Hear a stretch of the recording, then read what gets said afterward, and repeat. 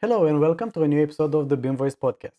Today I have the pleasure to talk with a strategic advisor at AssetWise for lifecycle asset management, member of board at Building Smart Benelux, and freelance project manager.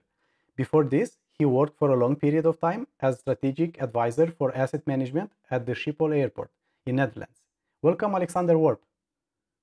Welcome. Thank you for inviting me, Petru. It's so nice and exciting to have you here. Please tell us a little bit more about yourself. I can start with that. I just got a new job at Waternet as asset information manager, where we're going to try to develop the asset information management based on data that comes out of design, construction, and handover moments, and how we can use that through the whole life cycle again, and base our decision making more on data than on the guts we have internally. So, good challenge, new challenge. Yeah, it sounds like a saga for the story started with Schiphol Airport, like a continuum for that. Yeah, that's totally true. But it started at Schiphol when I first started there as strategic advisor for maintenance and operations at the terminal real estate department that owns all the operational buildings. And we started there to find out how can we improve our requirements on our assets during the life cycle, the whole life cycle. And we always work with Excel and with paper, of course, 2D drawings. And then I had a graduate student who said, well, maybe I can help you to look at BIM. Can BIM help you improve your asset management? And that was in 2010. And the conclusion was, of course, yes, you have to digitize. You have to go look at another way of keeping your information up to date constantly, not only after a project, but during the project and during your maintenance. And then came BIM, and then we said we have to digitize. And from that on, it took a flight for me because I never worked in digitization. And it triggered me, it motivated me to look differently at the problems we had and to use to solve problems. And then a world opened for me. Say, why haven't we done this earlier? Also at Schiphol, we have a lot of requirements, but all on documents still. So we have to digitize it. And then, yeah, I learned a lot, met a lot of good people, learned more and more that open standards can help you. And then you have to structure your data. And now again, the same problem at Waternet. How can we organize our requirements? How can we follow the data we get in and out? So we give data away, but it also has to be complete. It's amazing. It's so much fun to do. So much opportunities. Yes, but so you're saying you're starting almost at the same level you started in 2010? No, luckily not. Luckily not, because when we look at that, the technology has changed. When I started, object-type libraries were new to organize your data structure and your demands and your requirements. And nobody ever even heard about linked data when I started in 2010. Linked data is probably the next challenge we have in front of us, but also makes it more confusing because people want to run faster than your own organization is, because also the group I work with now is looking 3 steps ahead of the rest of the organization. So it's really hard to keep track, to keep them on board on the new developments. And so luckily not as we started at 2010, but what we see that is the culture in people, and to really change your working method. It's not a new way of working, but another way of getting your information. And if I look at that, yes, it's the same as 2010, because people are not grasping the benefits of digital way of working, and that you can really base your decisions on actual information, not on history, but on actual information. So some part, yes, it's the same, but luckily not all. Yeah, that makes sense. And actually, I used to say this, but this is one of the other reasons I started the podcast. Because I thought that we are talking about BIM, like you said, from 2010, yes? But the culture and the way we are doing things, it's very much the same. It's not very big difference, except some places or some companies, right, is not like a mass concept adoption yet. So this I've seen as a challenge that first I wanted to educate myself more, and I thought it might be helpful for other people as well. Agree, yeah. And I think that people always try to solve their problems themselves in organizations. And when I worked at Schiphol, I had the chance to broaden my perspective, to travel. And that's how you found me, to tell our vision at Schiphol broader than only in our own company. And if you go to congresses, follow people around, like Menno de Jong from BAM, Royal BAM Group, and he's also a visionary, I think. You broaden your own perspective and you see that things can change and that technology can solve almost all your problems. But then the challenge is to change your culture inside your company, to get them on board, to make them understand. And I think that's even harder than technology that we have available at the moment. Yes, I to get completely people on board on the train to the new way of working. exactly, and it's even more even a harder challenge if you don't have the top leadership understanding this, the importance of this. Agree. Yeah. Also, that's so true. And I had yesterday, that was, of course, I had a presentation for the board, for the leaders of the WaterNet company where I work at now. And I tried to explain them the technology that can help us make better decisions and why we need the technology in the background, but the culture change is the hardest. And all they remembered was how hard the technology was and how difficult technology is. And I said, no, the technology is easy. You as leaders have to embrace digital way of working, embrace that we are going to ask our information differently than on paper, and you should demand it and also tell that to your followers in your departments. Then we can really make progress. If they can still go back to the Excel, we will not improve our decision making. No. And that's why I shortly explained the technology behind the database, linked data, the future. I gave them the spot on the horizon, the way where we have to go with each other, and that we have to be open, share our knowledge, share our visions to get more people on board. And even as we have one is a government agency, and that we should educate our contractors, help them to digitize, support them in making that they also, the smaller companies, can work digital. Yeah. And don't just demand it, but help.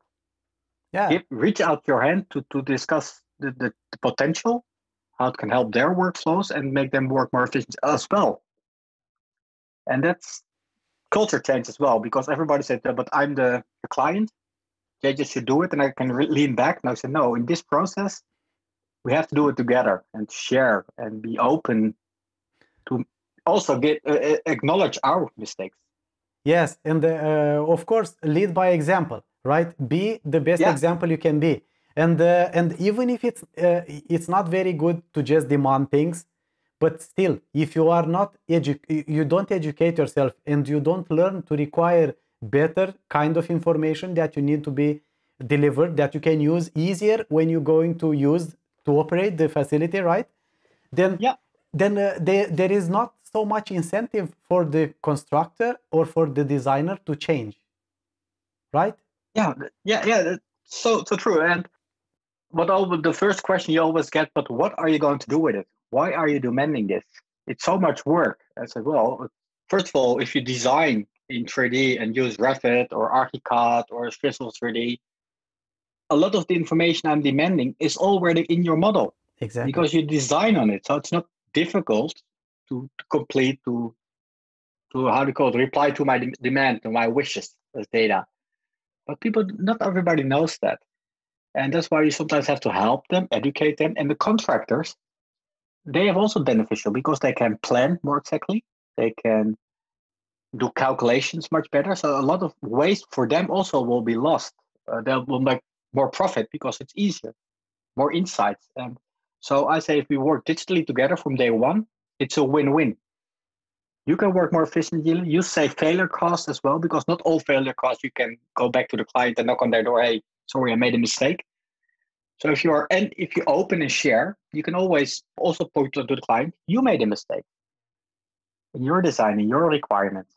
And if you are open about it, you can always go to the win-win situation that we make a budget. And if you stay under it, we share it as well. So not just only the client benefits then, but also the contractors will benefit. So be open. So this is don't only go for the extra cost as contractor, but make sure you can spoil the client. Hey, I'm under budget. And make sure as a client you can demand, if you stay under budget, we can share the profit for both ways. The client wins and you win. Oh, that It's a sounds like win-win. a nice strategy. It's first time I'm hearing about this. Sounds good. There's a new way of thinking about that is do things together. And we as a clients are always used to go for the lowest cost. What suffers then is quality. So if you can make it, say you have 3 people subscribing to your tender, don't always choose the lowest tender, but choose on the quality and make sure you can arrange with them and put it in your contract as well. Hey, we can share if you stay on the budget. I win as well as a client. I'm looking up and there is a very nice, there's a whole organization. It's taught at Pennsylvania University as well, I believe.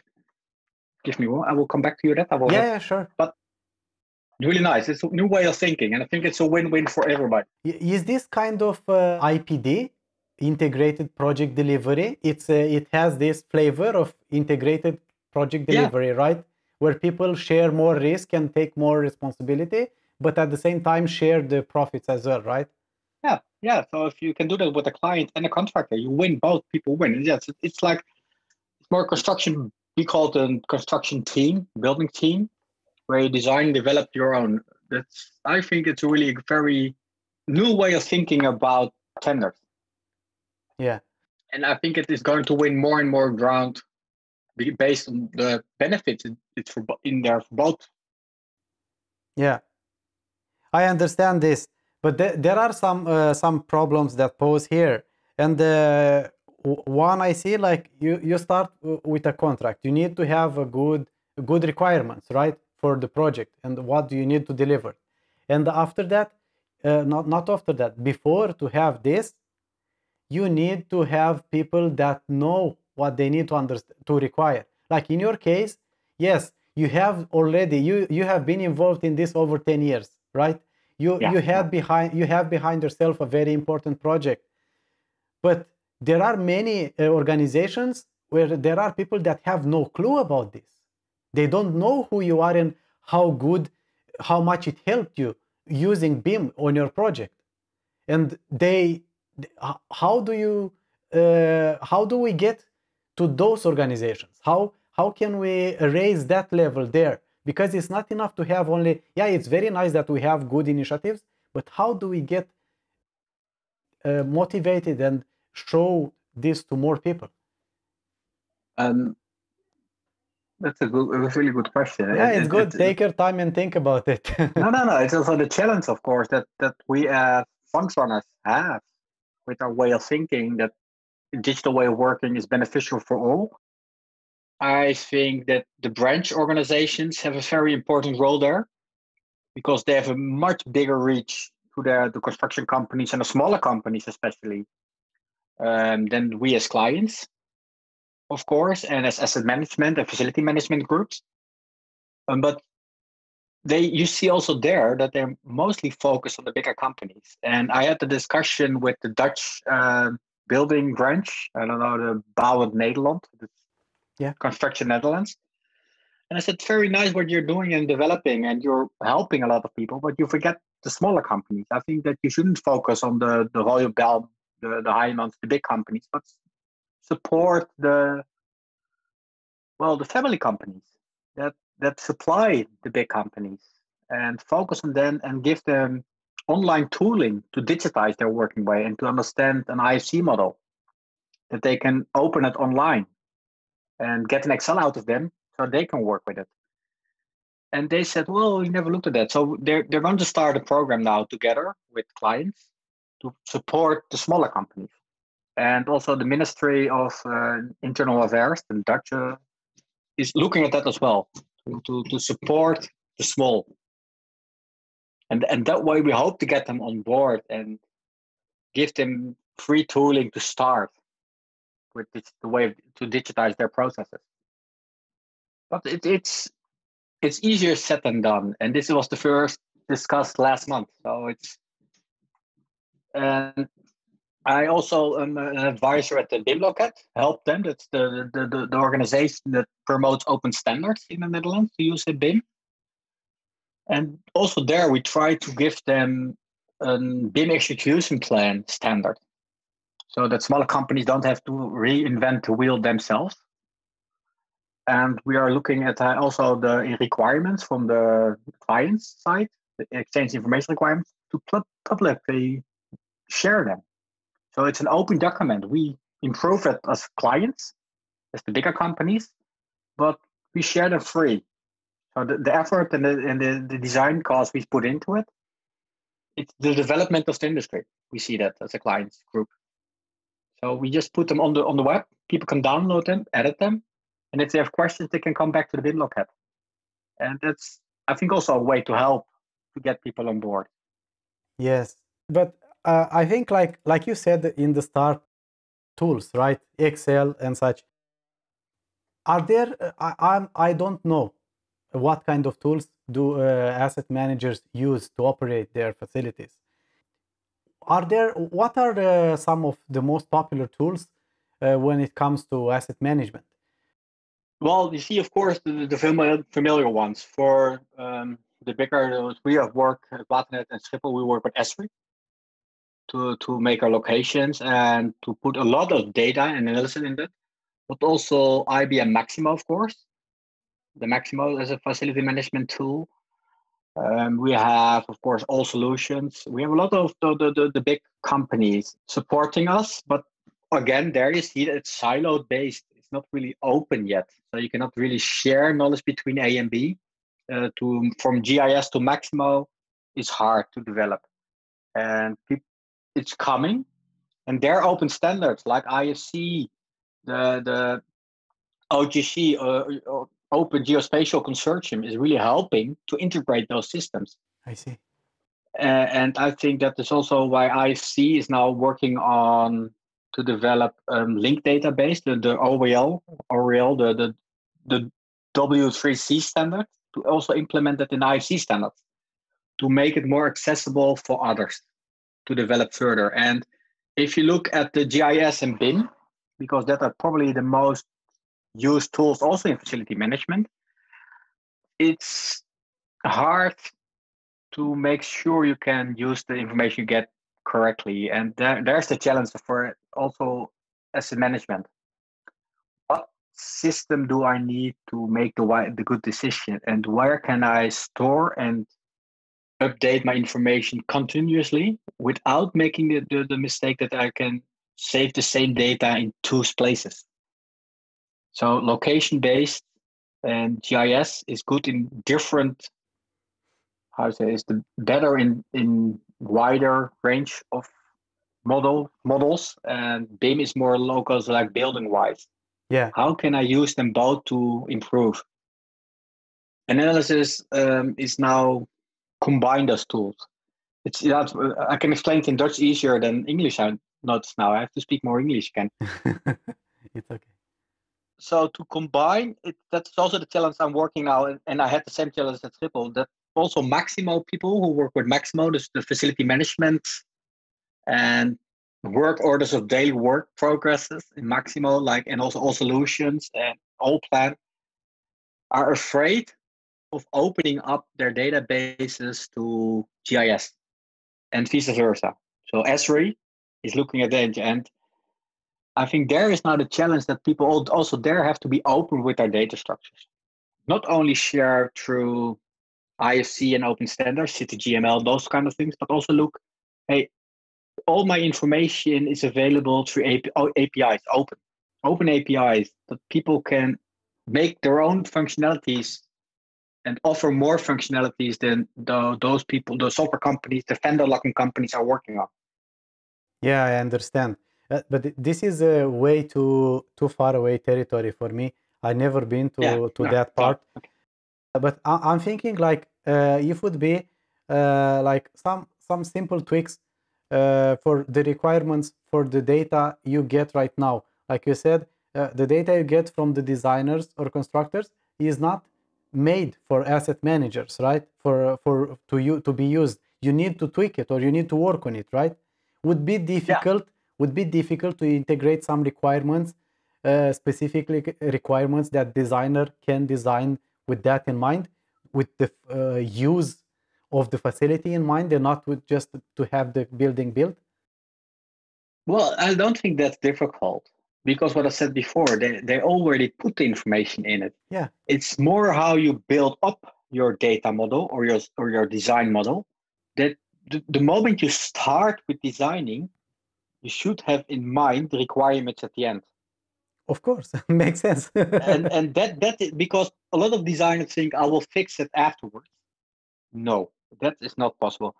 And that's also the client side, that to really make sure that the first moment they start designing, they follow your demands and the requirements, your information requirements.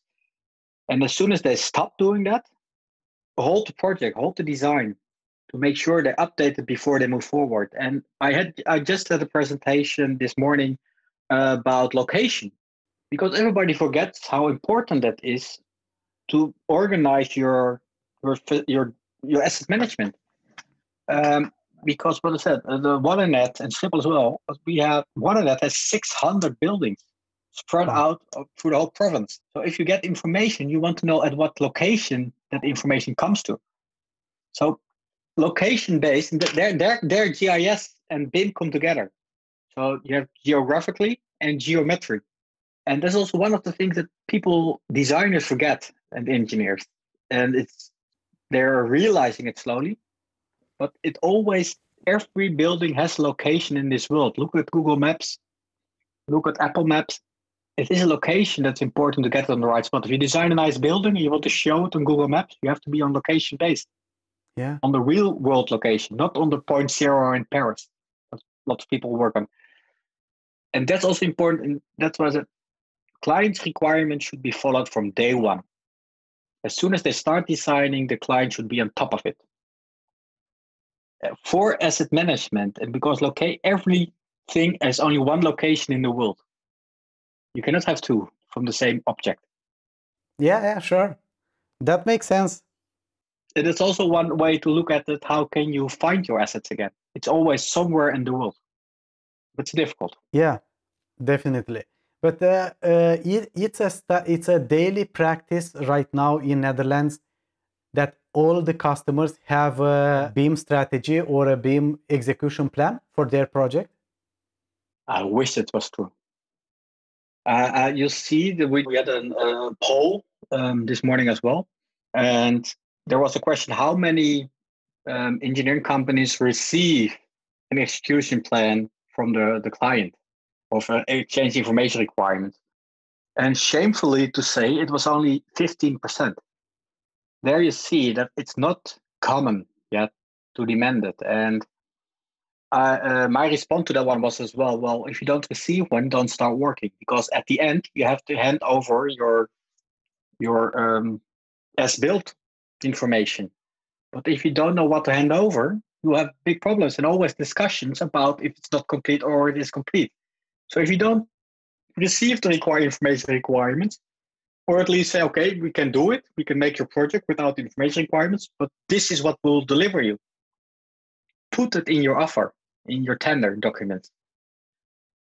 But I hope that people will wake up as clients. And you see that the big companies, of course, like Schiphol, the Dutch government, they are doing it. They are working with information requirements, but also not uniform.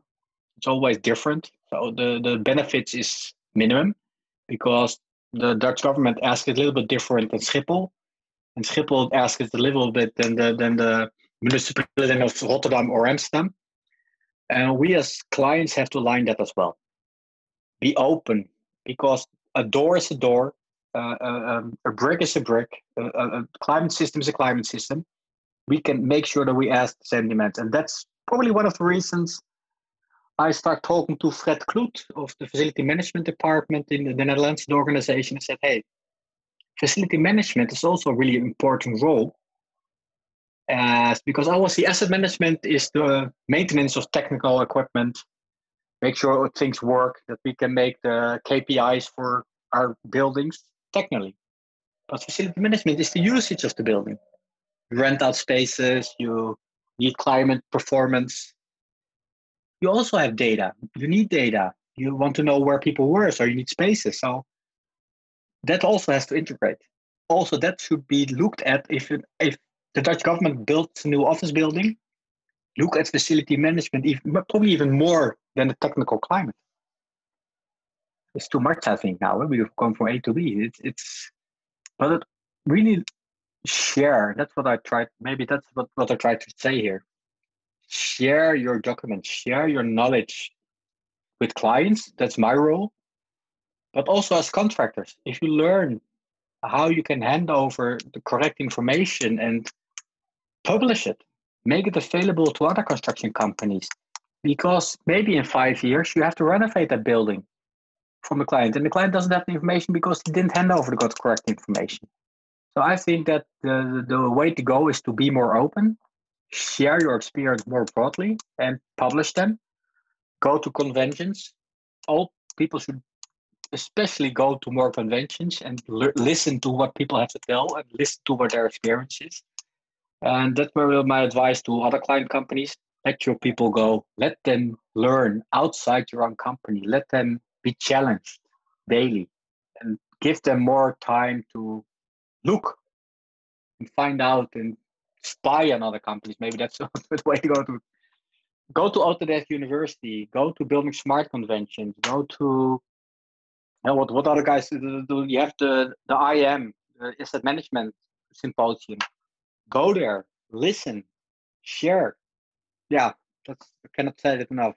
Most things I learned is by going there and sharing my problems and what was not going well. Maybe that's even more important. What is not working yet? Exactly. This is something that I really don't like about usually about the normal conventions.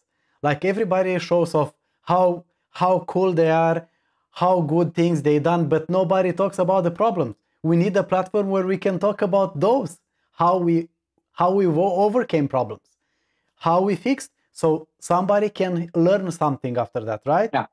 Well, that's what I told in my exam. But if you look at my YouTube, when I started that, but when I gave that my presentation in Berlin, I was fair and honest enough to say that we never can give out the correct information to our new projects.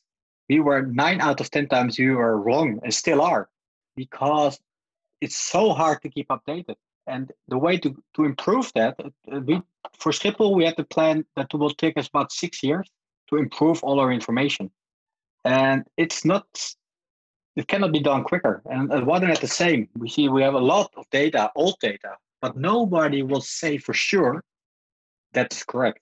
Because over time, people work with an Excel instead of in a database, because the database was far from them. They couldn't find it. They couldn't find the right information because it works more difficult than Excel. Yeah. And that's probably one of the things that's improving for me as digital as information manager. Databases are more accessible. It's easier to make applications suitable for the people on the work floor. They don't have to be bothered anymore with Maximo, the technique, or the GIS systems. We can develop web applications now that they can see the information in 3 clicks. And you can do it on your iPhone, you can do it on your laptop, or you can do it on your, I don't know, whatever your Google Android phone as well. So it makes the accessibility of information much easier, and also to keep it up to date much easier. But they can change the information in the way they like it. So the tooling or the device you do it is not in control anymore, because we can give them free. We develop a web tool, and you can adjust your information if you have the correct rights to enter. So that's, I think, the most beneficial now. That's also the tooling we use now for people. And that keeps them from stopping working in their own Excel, because they can enter the way they want to enter the systems and the data. And we can show them in a GIS platform, we can show them in 2D, or we can show them the 3D model, depending on their needs. And I think that is the biggest step forward in digitalization of asset management. But is this, do you use, are these tools built by your in-house developers, or are you using something outside, something commercially open for everybody and you just customize? Now we're still developing our own, based on open standards and based on web technology. But I think that's only done because our own databases and structure is not optimized yet. It's not correct yet. So we know where we have to look at it. But as soon as our object library, the information requirements are specified uniform and consistent, then we can start going to open source and development companies outside our own. And I think we have to go there because now we look at with how do you say the one eye with the bandit, how to say? We look with sheets, how to say, I don't know. Yeah, we look too small. Our site is too small to locally. As companies, as clients as well. And I think that if you have commercial companies working on it, they have 10 clients. So 10 clients will probably ask a little bit different, but almost the same. So it will be cheaper at the end to look at to go to an open commercial platform. I saw Ecodomus. You probably heard of that.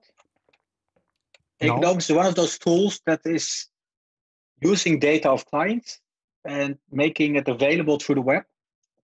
But it's only possible if you have consistent, nicely structured databases as a client, and only the data on one place stored. Ah, okay. So that's the challenge we have to do. And you can have GIS, you can have a Maximo, you can have a BIM or Autodesk, but it should all be open and then rich. And Ecodomus, you Google it. I think that those companies are the future for asset management. That they will organize the way we can approach our our information and how we can look at it from different angles quicker, because more clients will ask them questions. So we don't have to develop it for me, but we can develop for 10 companies. Exactly. So we'll be more efficient. But then open standards. Then you come back to the technique a little bit. The technique behind it should be all structured open. My data should be available to open APIs, and I will say, and then you can uniformly develop tools and applications. And that's also maybe good to know that I started a discussion with our procurement department. I said, we only ask the information at handover. Because I want to put in my contract that I want 10 years information of the delivering company. So if I buy an elevator, I don't want to hand over the information of what they deliver to me, but I want their technical service information for 10 years as well from all those elevators. I don't want to know where it is, but I want to see what breaks down the first part and after how many hours, because they have delivered 10,000 elevators, not only one to me. That sounds smart. If I can use that information to predict my maintenance, I will be more efficient. They can have my information of the elevator as well for free, because they have it. They just plug it in when they come by. But then I can predict my maintenance. And now there's also, again, open, share. But it's procurement looked at me, but how can we put that in our contract? I said, well, I want 10 years of information delivery next to the handover. Every month, I want an update on their performance of their elevators, the same time they sold. I will pay for it, but it will make my operations much more beneficial and economic. Definitely. I can predict before it breaks down. That's digital asset information management, of asset management. Using the data that's available to predict what's going to happen to my assets. I haven't succeeded yet convincing my procurement, but I will try that. I will not give up. Okay, but it makes sense. It sounds weird to not do it. But I guess there are more implications there, right? People are not used with this kind of requirements as well. And then, but you need to try. Of course, you don't need to, you must not give up. the manufacturers of the elevator are afraid. Again, they say, but other elevator companies can see it as well then. I said, yeah, but they don't know where the elevator is. They know what function. So again, they can learn as well. Yeah, and can be a factor like they can also learn like what they are doing worse than the competition, and they might improve on that. So yeah, you can improve your own work. And I said, don't see it as a risk, see it as an opportunity. It's how you work with information and with data to improve yourself. If you can have spy, maybe not all companies see that that you can improve yourself as well. Who expected that Google will be the biggest company in the world 25 years ago? Because data that's freely available. They didn't invest. They wrote a search engine and still improving it. And one of the most profitable companies in the world at the moment. yes. So just to look at the available data and improve your own performance. Don't see it as an threat. See it as a chance. Use it. I love this mindset. You know, I try to apply this mindset always, every day when I encounter a challenge, to try to see, to remind myself about this principle. Always, when you have a challenge with something difficult, there is always something that can be gained if you go ahead and go. But you just need to focus and see the thing like that. So that's why I really like this mindset. It's not easy, but sometimes I catch myself in not thinking that way. But then again, is that I'm demanding it of the people who deliver something to me. So I have to keep on convincing myself it's still the best way to go. And I think truly it is. And again, share. I wanted to, maybe that's a good one to do. Maybe we should start a convention about the biggest lessons I learned in digitization at BIM. What are the biggest mistakes I made when I started with BIM? And a convention only about sharing our mistakes. Yes. What we have learned and how we solved them. Instead of, like you said, oh, I'm so brilliant. Look at my models and how well it works. Exactly. Tell what didn't work in that project. You know what? This is nice. Is eye-catching, right? But you don't learn anything. You just hear, yeah, wow, that's amazing. But for me, I'm maybe too practical, too pragmatic person. But I'm always looking, what did I learn from this? Can I do my job better if I watch this? Well, you can see what the potential is, but you haven't learned anything. That's true. So maybe that's after this whole COVID is past, we should start a convention about people learning from our own mistakes. Why wait Who wants so to long? present their biggest mistake in the past year? But why wait so long? Look, what are we doing here? Look, I'm doing this from June. Nobody stopped me to do this, you know? It's much more accessible and easier for everybody to access it. Yeah, again, true. But yeah. Maybe then it's the challenge to have a small group in the workshop and then broaden it into all over the world. But because that's the one thing I miss about COVID is to look people really in the eyes and I understand. yeah, no. That's understandable, but an alternative, temporary alternative could be like to start some masterminds, small masterminds with some people, right, that think this way, debate it and see what would be best way to go about this. Because this is something I'm thinking the last few weeks about. This is a huge pain in our industry, maybe in other industries as well. We could definitely help each other much more. We can definitely learn much more from each other, from our mistakes. Yeah, agree. What is BIM for you? It took a while, but I'll ask you, how do you define BIM? As building information modeling, not building information model. Modeling, yes. And I started, that's also nice. I started always saying it's building information management because it's through the whole life cycle of a building. But then building information management is not the correct term. So I went back to it is building information modeling. And above that, there's asset information management. I see the BIM is more in the design and construction phase. So there you have building information modeling, and that's really important to get the asset information modeling and have the information management. Yeah.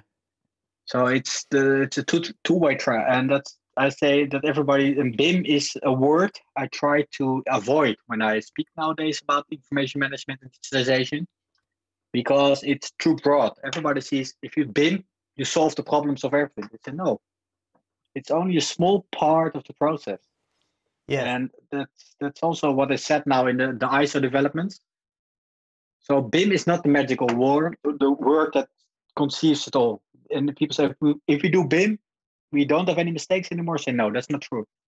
Because if you don't have the correct information sharing, no correct data in it, it's still rubbish. If it's not organized, not structured, BIM is not the solution. So what I see as BIM, BIM is a challenge still, but this gives a lot of opportunity. It will improve our business a lot, and we're still learning BIM, building information modeling, and it's the way to go to make the construction industry, the asset management lifecycle, more efficient, more carbon neutral, but not there yet. No. It's good for that, otherwise one will be out of a job. No, we will definitely find something more advanced, more complex that we might not even think about today. You know? Don't forget about that. Yeah, that's also the good thing. It's good that you say that, because when I started 10 years ago, IFC was opening up. Solibri was one of the first IFC model viewers and checkers. Now they're popping up everywhere. And now you see that there's more and more web-based to check your models, share your models, even with the location based correctly.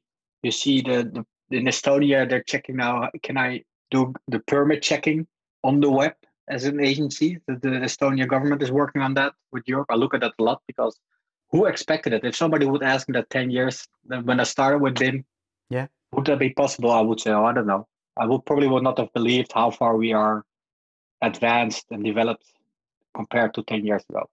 It's really amazing how quick it goes. And that's what you say.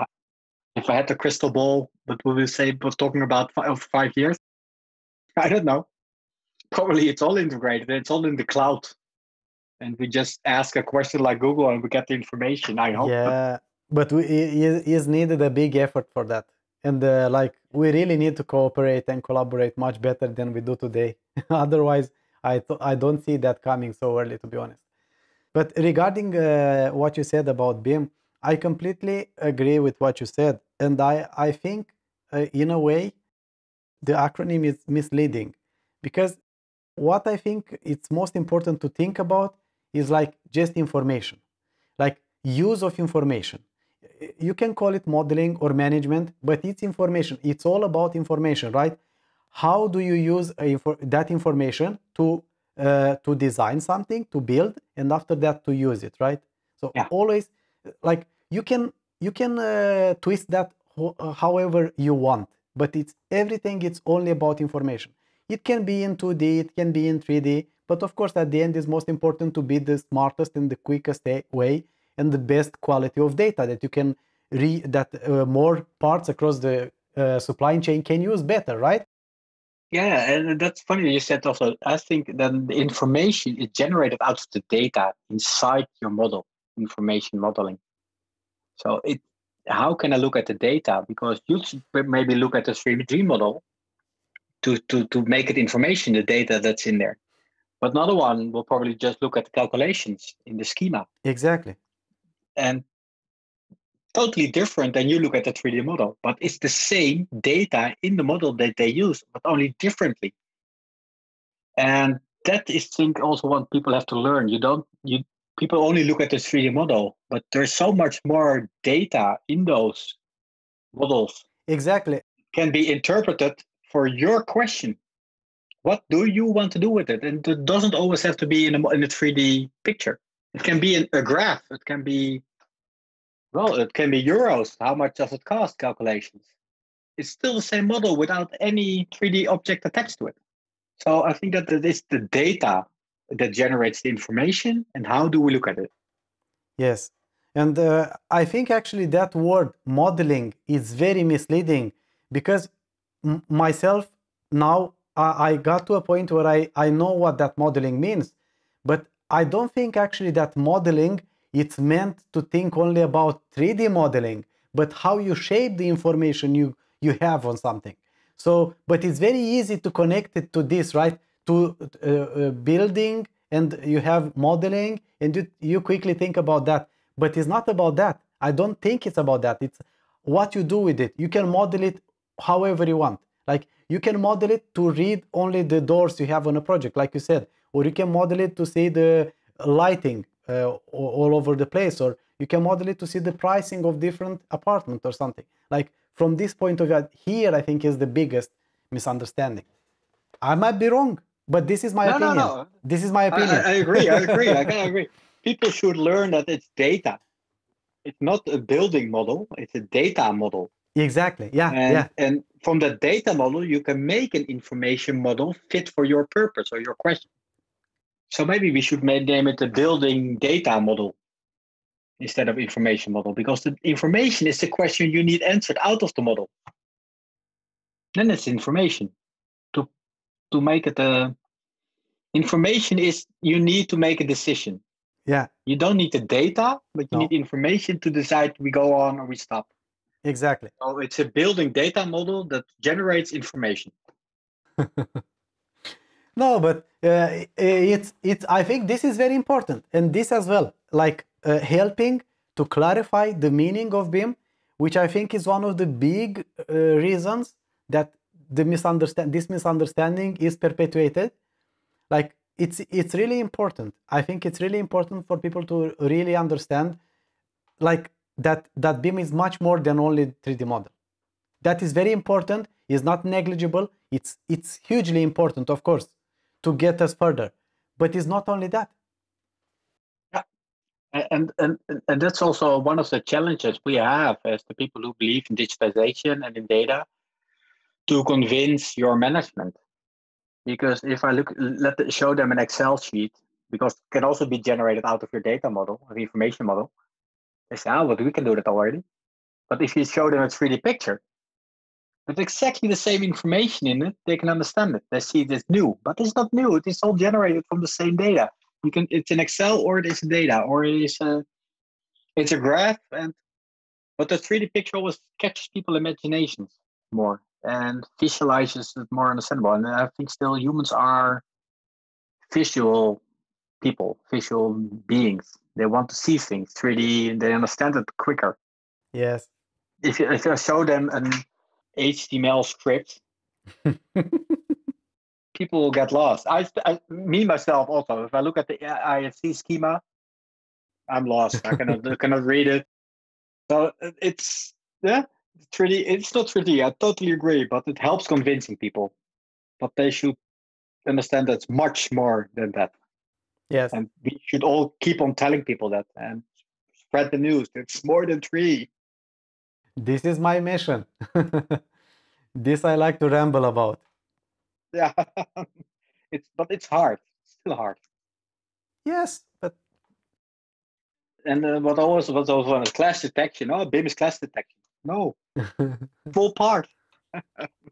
Yeah, you said something interesting that 15% of companies are using this, and this is Netherlands, where it's considered one of the most advanced countries regarding to BIM adoption. Like if you have so much struggles and it's so difficult to go across the different local boundaries, like from companies or from municipalities to government to companies and such, like the ideal BIM world would be like when BIM is going to work globally, right? Yeah. That would be the supreme goal here. Like if you design a building here or you make a building here, you should be able to do it there as well in the other country. Of course, with necessary adjustments based on calculations and such. But mostly it should not be like today. It should be much easier to do that, right? Yeah. This is a huge topic. Maybe it's like everybody is focusing on their place, on their plate, and nobody's thinking too much about this. I think Building Smart has this mission as well. I see Building Smart trying to do this globally as well, but I still think we are far away from that. But would that be madness, like to think like this, like to be like the ultimate goal of BIM is actually to be globally, to be something globally? I think that's our goal. That's my dream as well, because I think it will help us again work more efficient, and that I can design for all over the world. Because I have a good information model, data model, I can I can let it be interpreted by the Norwegian law, or the Dutch or the German or the American law, because the data is structured in the same way through IFC or through Building Smart, and they can interpret it if the demands are confirming those laws or their demands of the government. So yes, I think that's really the goal, and a small adjustment for the only 50%. 50% of the clients demand a good information delivery. So I think that 80 or 90% of the Dutch construction companies use BIM through the whole process. But clients do not really have, not all clients have a good exchange information requirements as handover. Exactly. That's only a small part yet. And very important. Yeah, that's a small sub, because I think that our construction companies are really still state-of-the-art BIM users. And I think they are really in front.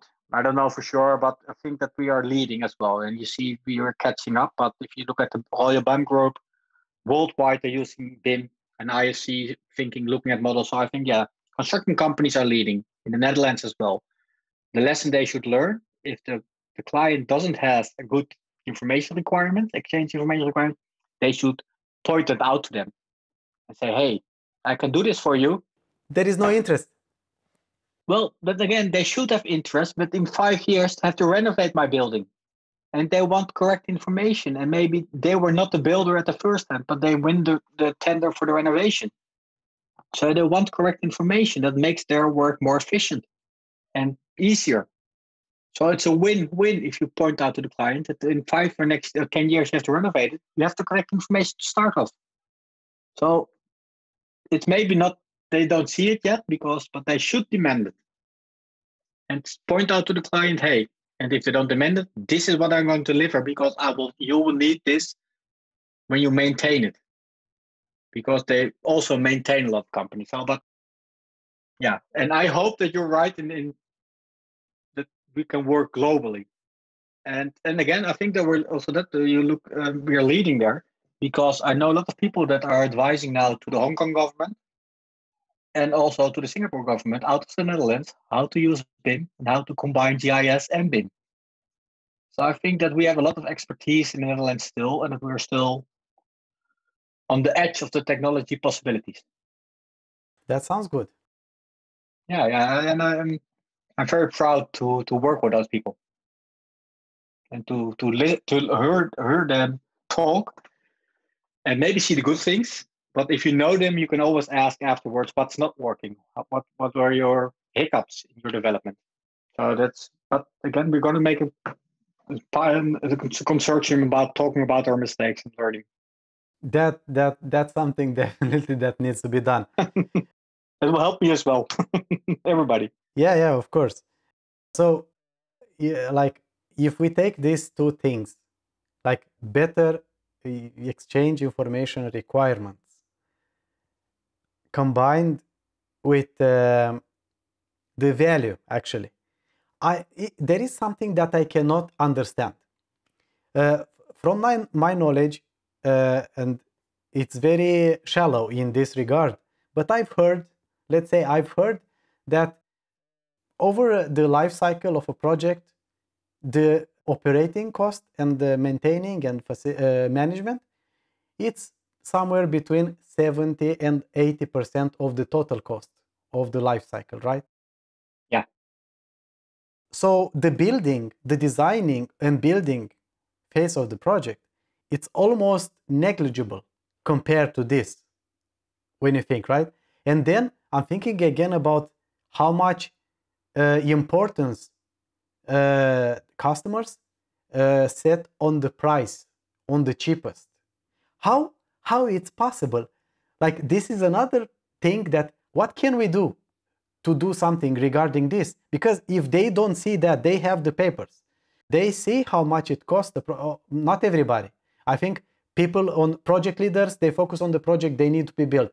But in the leadership, like the top leadership should have seen this. Like, it cost me 3 milliards to build this project, and after that I go here and I needed 100 over 50 years.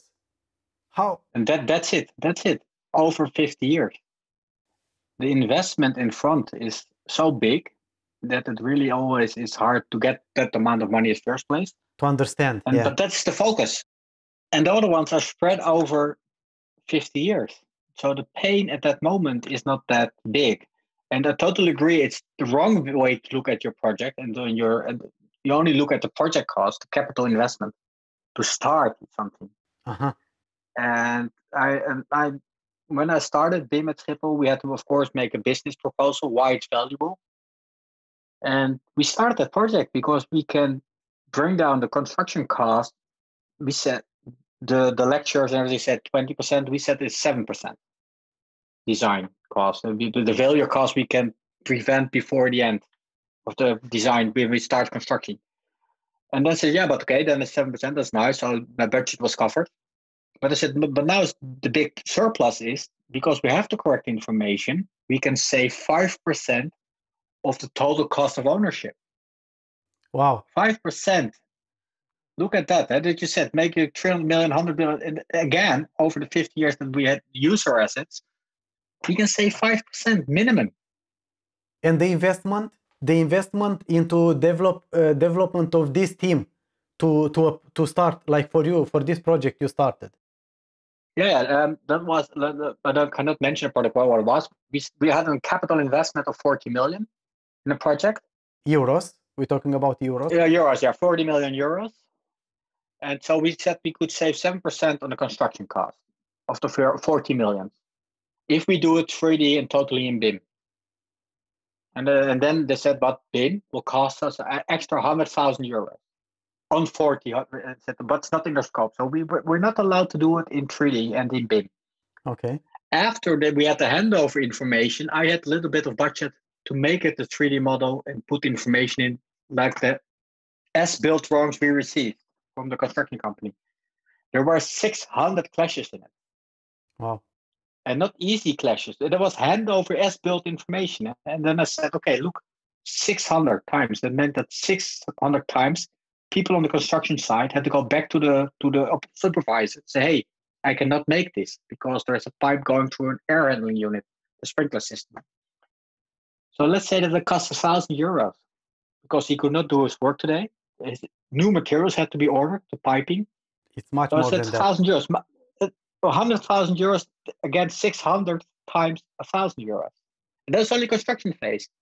But now see, if we had not made the 3D model, make sure that the as handover information was correct, we accepted it as correct because we didn't know. Then people come there to the maintenance side. They were looking that this is not the way that was explained to me. How much will that cost if you do that 600 times a year? So see the benefit if you make a good model, information model, and share. And then afterwards, that's only the clashes out of the. And I said clashes is only a small part of information modeling. Look at if the data is not correct about our climate system, about the sensors we built, how much energy a climate system should have used. Is that not correct data as well? You cannot monitor it, so you cannot improve it, and you want to know that. And again, an example of the escalators in the airport. We noticed, we talked to the maintenance people, said, how do you know something is not going well? Said, well, I put my hand on top of the electro engine, and if I cannot touch it, something is wrong because it's too warm. So something is making extra heat. So it's not working correctly. Then we thought at the maintenance company, as information data analysts, we said, hey, we can put a sensor on it. So we can measure it before it gets too warm. So not afterwards, we can send somebody in there, but then we know what's the problem. We have to know how warm may it get that still functions correctly. And that's data that should be delivered to us as a handover. Then we can monitor it. If the data is not correct, you cannot do it correctly. And again, don't share, exchange knowledge. You can put it to the companies as well. That this is a simple example of how beneficial it can help. And again, modeling is investment at the start is so little. So let's say project design cost will rise with 4%, I think, if you do good data model delivered. 4 or 5% maximum. And that will go down because more and more people are used to working. Yeah, get used to it, yeah. So we're not still developing, so now say it is 4 or 5% extra. But look at what you can save in the construction by virtual construction before you start building. It's 10 times that amount because design costs are even smaller than the total lifecycle cost. Of course, construction cost. Yeah. And we're still talking about construction. We don't talk about maintenance. Yeah. But that's what I told you. It starts with good modeling at day one. If you want to make the full beneficial potential to the whole lifecycle, you have to start with correct information modeling, data modeling, and handover. And if that's correctly done, the potential, the beneficial, the gain, the more efficient way of working is possible through the correct data is so much more.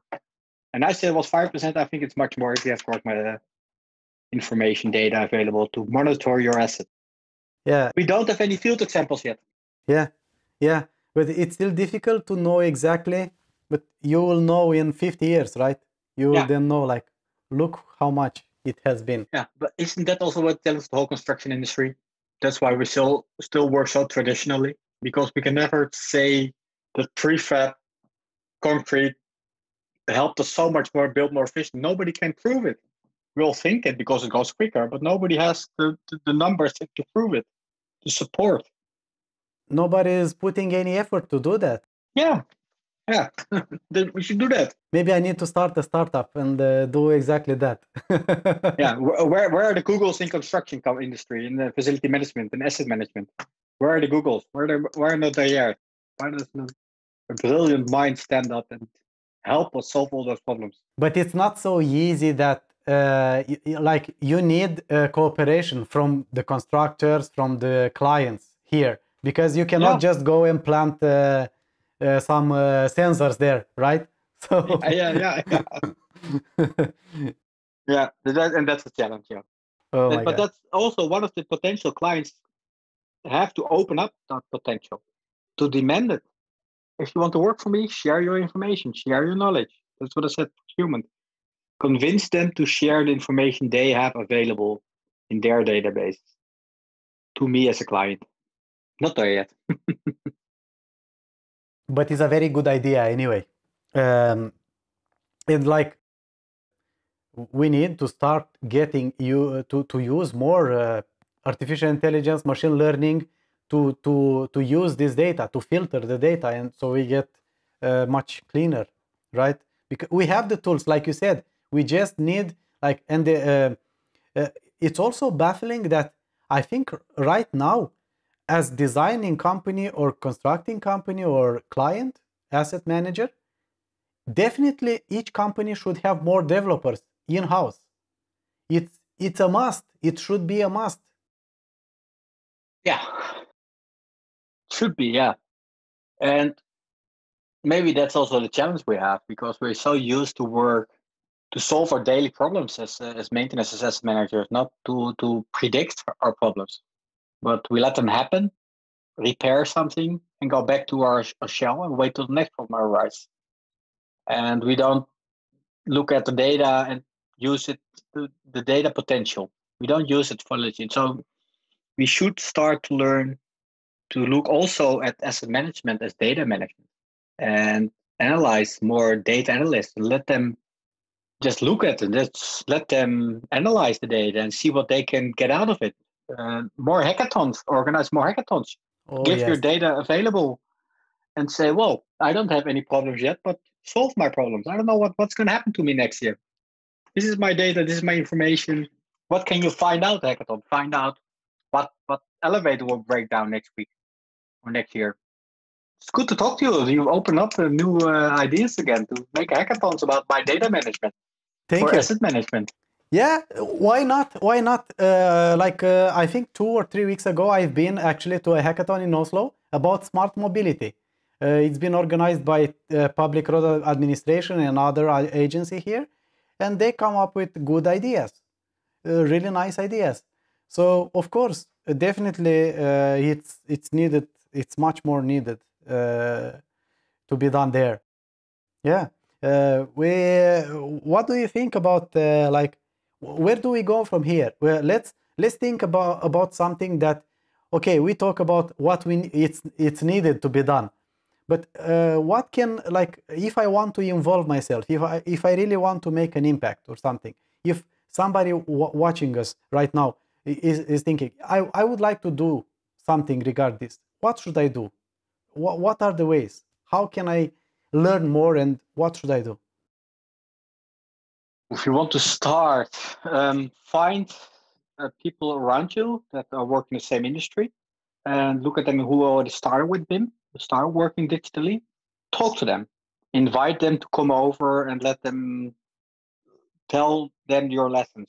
And don't try to invent the wheel yourself. Don't put too much effort in reinventing the wheel, because a lot of it is already invented. So look at the market.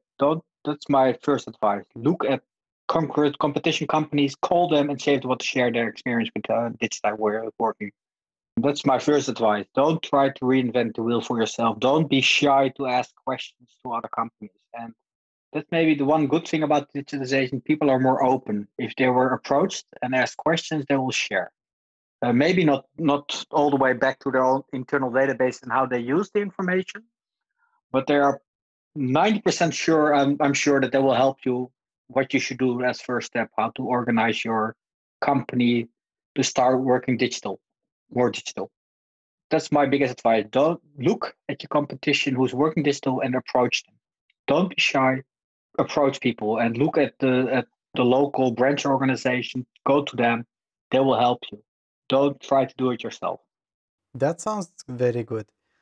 What about the other asset managers? Do you have any advice for them that are not employing yet BIM, or that don't have exchange information requirements? Start today. Start today.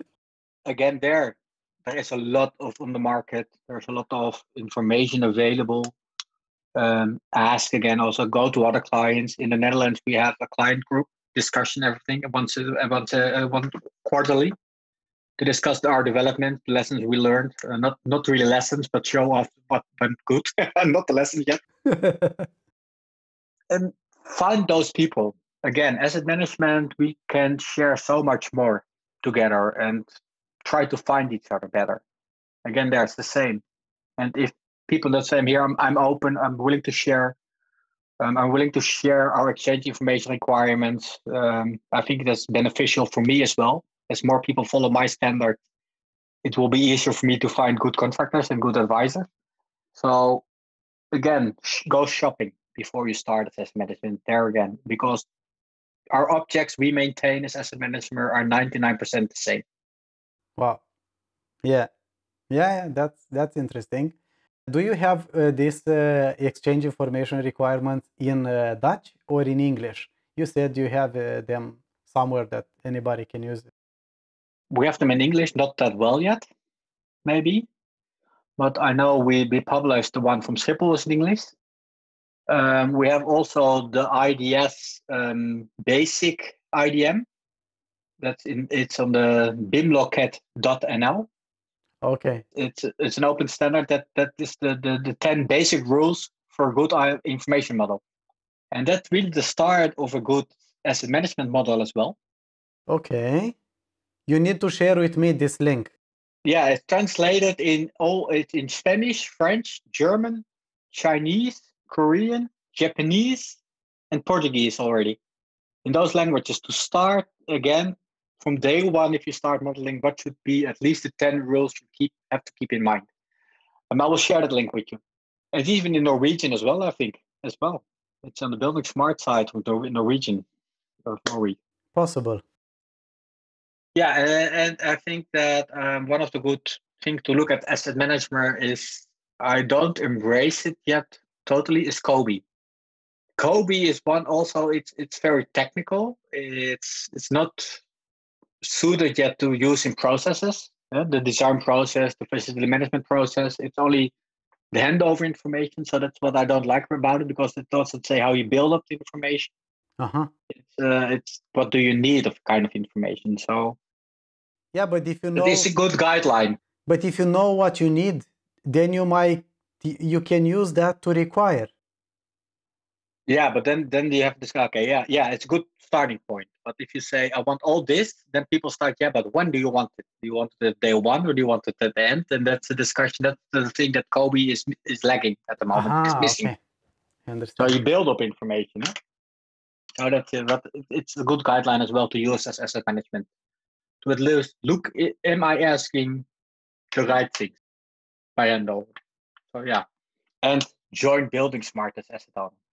Sure. As clients, more people should get involved in developments of the standard, because now the construction companies are leading there.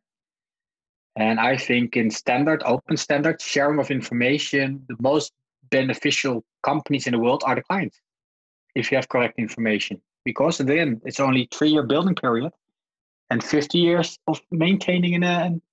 So make sure your requirements are well known to the people who are making information sharing possible. Building smart. Yes, sure. I could not have agreed more with that. How can anybody reach to you if they want to ask you something? Call, email. Email me, alexander.worp, W-O-R, @buildingsmart.nl. Okay, what about LinkedIn? I picked you up on LinkedIn. Yeah, of course, yeah. Well, I'm in LinkedIn as well, and I think, yeah, that's also a way to find out, but I think then it's not always the best way to communicate more broadly. Email is, you can share more knowledge and make a Zoom call, even better. Just discuss things and show things to each other is even probably more beneficial. Yeah, definitely. Yeah, but LinkedIn, of course, yeah. LinkedIn, I'm open to share. That was a note. That's why I accepted and I was really proud that I was invited by you as well. So thank you very much. LinkedIn is beneficial. It was a real pleasure and very insightful to have you here. Thank you very much for taking the time and joining me. Wow. Yeah, no, more than welcome. I hope to speak to you soon again.